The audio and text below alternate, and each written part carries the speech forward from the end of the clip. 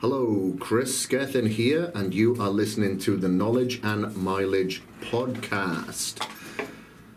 I was just messing around here, trying to tell some jokes to my girlfriend. She didn't think I was too funny though, so I thought, okay, well, I might as well get on with this then. This is an Easter special, so I thought, while all of you are thinking and dreaming and fantasizing about your Easter bunnies and your Easter eggs and your chocolate carrots, that I would talk about cravings today, because that seems to be something that hinders the vast majority of us. Even if you think about a lot of bodybuilders, a lot of figure competitors, physique competitors, a lot of them, when they diet down, they will overcompensate with cardio because they've binged on one of the days. They follow a very strict dietary protocol, and then they go off track. And this isn't just, people within the fitness community. It's, everywhere. However, it seems to be more prevalent when somebody from within the industry does it, because they're so clean at all other times, and then they binge. Whereas the majority of the general population tend to do a nibble every now and again, not just binging every single day for every single meal. It's a little bit, but it all adds up in different ways and different protocols. So there's obviously an imbalance there that I want to talk about today on how you can control your cravings. I wrote down a couple of notes here. I think I got about 9 or 10 points here. So I'm going to go through all of these that not everybody thinks about. Starting off with your gut microbiome. So a lot of people think that the cravings that we endure is because we have a deficiency in something. A lot of scientists, a lot of doctors have in the past pointed the fingers towards some sort of deficiency. And more studies are coming to the surface that say, well, actually it's the health of your gut microbiome. 90% of our cells are bacterial. That is more than our human genes. We have about 1.5 kilograms of this microbiota. That's what it's called, that collective amount of microbes in our body is the microbiota. So we aren't just deficient, we are shaped by the health of our gut. And this gut microbiota sends signals to the brain axis via the vagus nerves. The vagus nerve is what sends that direct correlation of impulses from your gut, which we call the second brain or the mini brain, to your brain. And if it's inflamed, if you have more bad bacteria, this can send a chemical response, and it can supercharge your brain in different ways. It can, have a chemical imbalance which leads to depression, suicidal thoughts, bipolar, anxiety, cravings. Cravings is one of them. So the more that we look after our gut and our gut microbiome, the less cravings we should have to endure. So I always suggest to people that they get away from a lot of these artificial colors, a lot of artificial flavors, a lot of sugars, obviously, because that causes an inflammatory response. And as I've mentioned before, if you've got like a rut and you eat more sugar, that sugar then turns into a road, then that sugar, that you eat more sugar, it turns into a freeway, and if you've just got a freeway that is wanting sugar all the time, leading from that axis of the vagus nerve from the gut to the brain. And you need to actually, pull back from that. One of the other things that I suggest, obviously you eat as many natural and uncooked vegetables, or, not all of them uncooked, but a lot of them shouldn't be overcooked, because you have a lot of prebiotics here as well. These prebiotics that you're going to get through, your fiber, your psyllium husk, your vegetables, all act as good growth for your opportunist flora and your microbiome. And, your probiotics, you should be supplementing with, I like to supplement with Kefir. So goat Kefir is what I like to take. It isn't as adulterated as much as cow's Kefir. And, I'll have my fermented foods, such as my sauerkraut, my kimchi. I also have my fermented branched chain amino acids from caged mussel. Now, there's a reason why I go for fermented, when it comes to my supplementation through my food, because I want to improve my bioavailability and look after my gut microbiome. I don't want anything synthetic or that's been damaged with heat or chemicals that can provide an inflammatory response. And obviously, if you're eating a lot of foods that have ingredients that you cannot recognize, you cannot pronounce, then the chances are your body's not going to recognize them. And that can cause an inflammatory response. Antibiotics are extremely bad for your stomach. If you are on medication, you've taken medication in the past, this can have an adverse effect to your gut microbiome. So you need to go on overdrive to really ensure that you are taking care of your gut. As many natural foods as possible, humane raised, pasture raised, grass fed, anything as naturally as you possibly can, but going high on your prebiotic and your probiotic with your supplements as well. I always suggest that. If I take my probiotic supplements, I will take that on an empty stomach. I won't take that with food. Number 2, keep your leptin low by staying leaner. So leptin can trigger cravings. So if you are generally an overweight person, just being overweight can trigger more cravings because your leptin is going to be too high, which then can trigger like your ghrelin hormone. You're going to be hungry, you're going to have cravings. So that's why I suggest that just control your weight, by bringing back down the calories. So maybe, you're getting sugar cravings, but where else can you pull your calories back? Are you taking excessive amounts of fat? That's something else that you can look at. You're taking excessive amounts of carbohydrates, especially starch carbohydrates. Pull them back. Thirdly, low serotonin levels can lead to cravings as well. I've had very, very low serotonin levels. I was really, really lacking in sleep at some point, where I was just sleeping like 2.5 hours, 3 hours a night, and I did get more and more cravings during that time. And you can get this from having, again, excessive amounts of starchy carbs, sugars, alcohol also leads to that, and depression. So I always suggest to people to get more vitamin D and get out in the sun, go out for a brisk walk. If you are suffering from some type of depression, which then can lead to searching for, comfort in sugars, then get outside, get some vitamin D and exercise outside whenever possible. When you've had a bad day, you feel down, you feel a little bit depressed, oh, woe me. You go outside, no music because you don't want to be distracted. Just be conscious with your breath, the sound of your footsteps, the sound of the birds, the river, taking the sights of the greenery or the rain, whatever it may be. And this will have a calming effect and an elevating mood effect. And this can, again, with the sun, can help with increasing your serotonin levels so you don't get that craving of sugar as much. Number 4, eat more vegetables. A lot of people confuse, and the brain does, or the stomach, that through that vagus nerve that I mentioned, will confuse hunger with cravings. So they get hungry, what are they going to reach for? I'm going to go for sugar.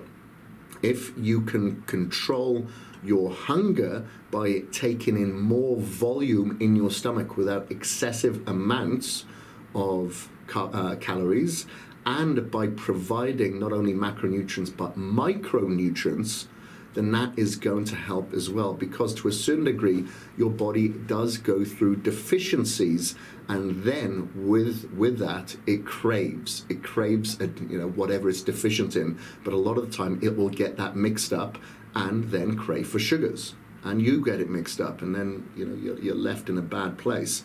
So I try to eat the rainbow whenever I possibly can. I eat a lot of greens. Like just today I've had cabbage, I've had broccoli sprouts, I've had Brussels sprouts, I've had green peppers, I've had red peppers, I've had carrots, I've had green beans, I'm having lettuce, cucumber. Make sure that you do fill yourself up whenever you can with the majority of your meals. Number 5, and I mentioned this before, fermented foods. Try to have your fermented foods such as your sauerkraut, your kimchi, anything like that several times a day. Put it in there, mix it in with your salad. And it's nice. And what I find is if I add a little bit of spice to this as well, maybe a cayenne pepper, this is actually appetite suppressing as well, and sugar suppressing. That's what I've just found personally. When I've been on a diet, when I was competing as a bodybuilder, I would put cayenne pepper on everything, and it really, really did help with my cravings during that time. Fats. Now, fats specifically coming in the form of like fish oils, making sure that you get those omega-3s up high. We live in an environment today where our ratios are really, really bad, where we're getting more of the inflammatory responding omega-6s instead of the healing and nurturing and hormonal producing omega-3s. So really look at supplementing with your fish oils, either taking your fish, oily fish such as your sardines, your salmon, and you can supplement with those oils as well. I like to take krill oil. I also like to supplement with omega-3s, with high EPAs, high DHAs, and that will really help. Number 7, protein. Protein is very thermogenic. Your body does require calories to break that down, specifically if you're going for a heavier protein, something like a red meat, for instance.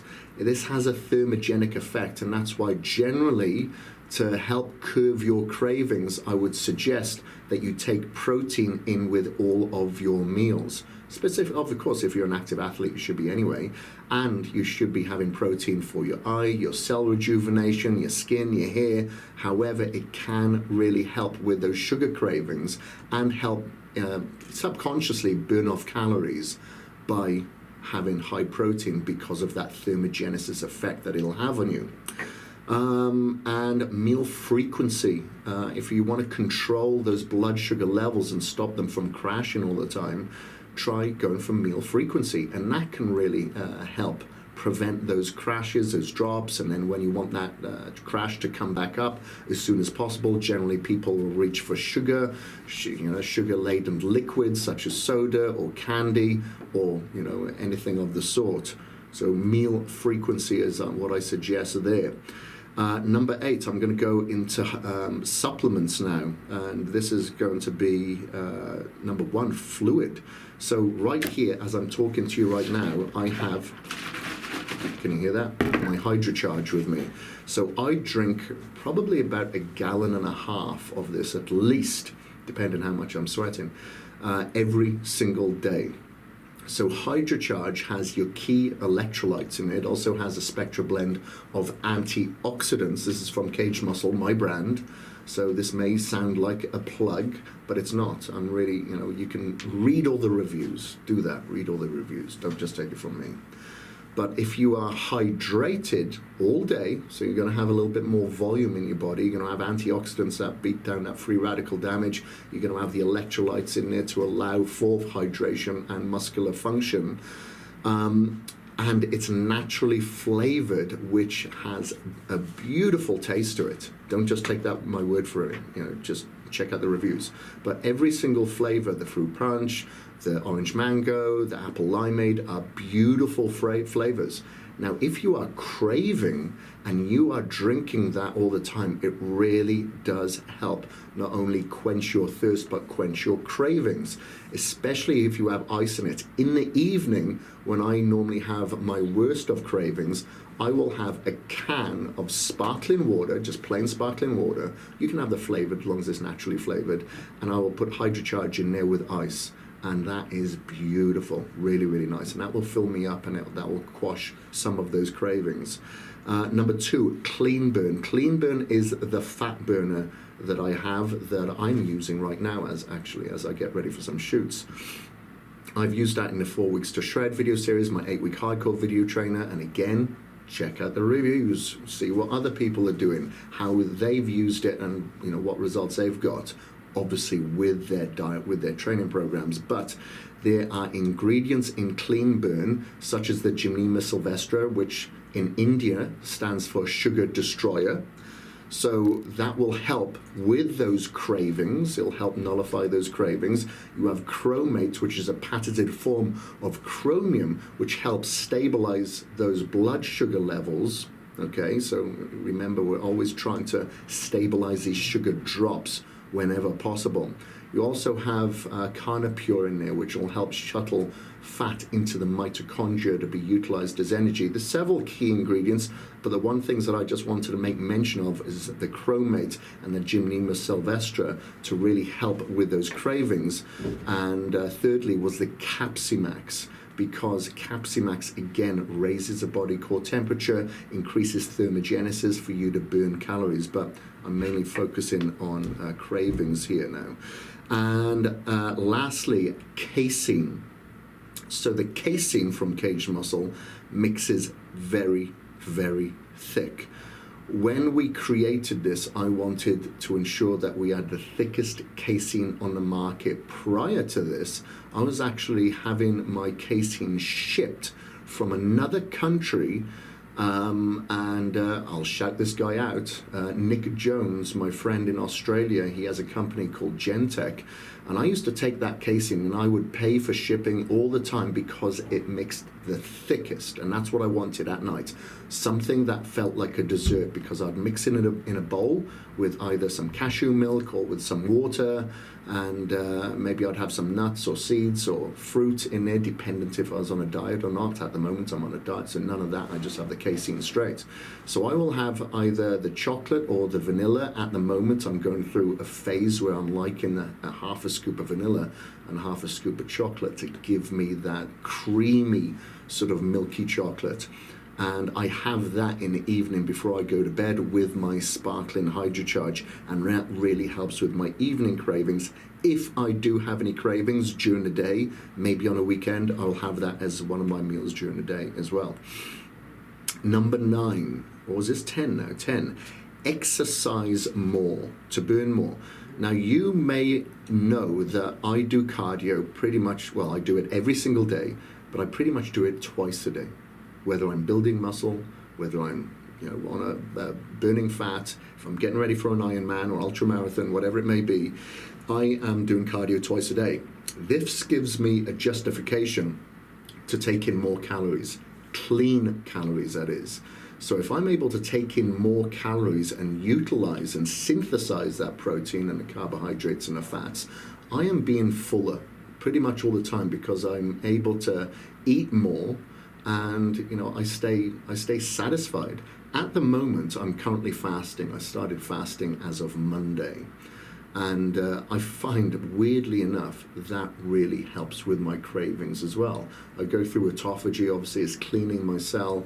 I was a little bit hungry like on Monday, but I haven't really dealt with any hunger since then. I broke my fast today about 3:30 this afternoon, and I'd already trained during the day. I'd already done my cardio during the day, and very early in the morning, sorry. And I felt fine, felt absolutely fine. And I think the form of enlightenment and empowerment, I should say, that you get from that really gives you a strong hold of self-control. Because I've come from a background of always eating 6 to 8 meals every single day for the past 18, 19 years. And then to go from that to this, which I experimented with last year, however, I'm experimenting from a fat loss perspective only. I think it really does help with the mental discipline and help eradicate that need, like I said, that deep freeway that a lot of people put within themselves, that then leads down to that bad road of always wanting sugar. This isn't just an emotional response that you have to understand. Back in the day, I'd say, you're just a pussy. You're craving sugar. You're just being weak. Man up. And that would always get me through. However, now I understand much more that it isn't just an emotional response. It is an emotional response, but it is a chemical response as well that happens within us. So they have actually done tests on people, on feces, where they look at the feces from people who crave sugars and from people who don't really crave sugars. However, they've checked their feces after both of these parties have eaten chocolate, and they found that there was a huge difference within that feces based on the gut microbiome. So if somebody has a bad microbiome or bad bacteria that over ratios their good bacteria, they're much more likely to crave sugar. So that's where it leads, that inflammatory response in the stomach leads to that chemical response in the brain. And then you have the emotional response if you're emotionally not as disciplined as some, then you are always going to go down that path. And that's why it isn't just a one-size-fits-all. I suggest that you try all of these things, all of them. Make these notes. Make each one of these 10 notes count and put them in your arsenal. And stop saying to yourself, I'm going to do another one of Kris Gethin's transformations because at the end of it, I'm going to go off track. I might be putting myself out of a job here, but I honestly really want you to make this a lifestyle and a lifestyle choice. Of course, with balance. Like it's Easter, for instance, this Sunday. I will have my Easter egg hunt. This is something that I've done with since a kid, and I will continue to do it every single year. I want to go out hunting for my Easter eggs, and I'm going to eat them. That's what I'm going to do. I'll probably make sure it's a late day, so it's my post-workout carbs. But I will do that, and it's all about balance. I'm not going to do that all the time. However, I am going to put it in there every now and again because I will implement all these things. I will look after my gut microbiome. I make sure that I have plenty of vegetables, my prebiotics, my probiotics. I do a lot of exercise twice a day. I now focus more on my sleep. I have a clear light sauna at home, so I make sure that I go in and have my sauna, have my lavender drops in there. I will have a lavender and a magnesium bath after. That helps with my serotonin levels as well, and making sure that I'm getting off my phone. That's one more point, actually. One more point. Getting away from the exposure of your blue light is very, very important because that will activate your cortisol levels, which gives you that fight or flight response. And when your cortisol levels are higher, which means that you may need a run, or because going back to the caveman era where we were prey, and we would need sugars, we would need fast energy. But if you are able to control that cortisol a little bit better by switching off your phone and you're not being exposed to that blue light or from your laptop at nighttime or late at night, a good couple of hours before bed, that will really, really help. There's a lot of studies that have come out now that they're showing a lot of childhood obesity is of a direct correlation of them being on the phone in their bed when they should be sleeping. And kids aren't sleeping as much as they possibly could, and with that erratic sleep schedule, cortisol levels high, and we all know what cortisol does. It helps burn muscle, and it will lead to fat generation on our body, accumulation that we do not want. So hopefully, guys, these little tips have helped you in regards to the cravings, because if you're following one of my programs, someone else's program, or not a program at all, it's all something that we want to control when we're in social circumstances, when we're at home. But at home, we shouldn't have it in front of us. I don't care if you have kids. You should look after your kids' health. I don't care if you've got them there for next year's trick or treat. Don't have it at home, because if you do have a time where you feel low, you feel tired, you feel depressed, you feel shit, and you have a craving, if they're within reach, you're going to eat it. There's no doubt about it. Don't live in denial. You will. Just admit it. Okay, guys, this is the Knowledge and Mileage podcast. I hope you enjoyed listening today. Please subscribe if you did enjoy this, and I will speak to you next week. I hope you all have a very happy Easter. Bye-bye.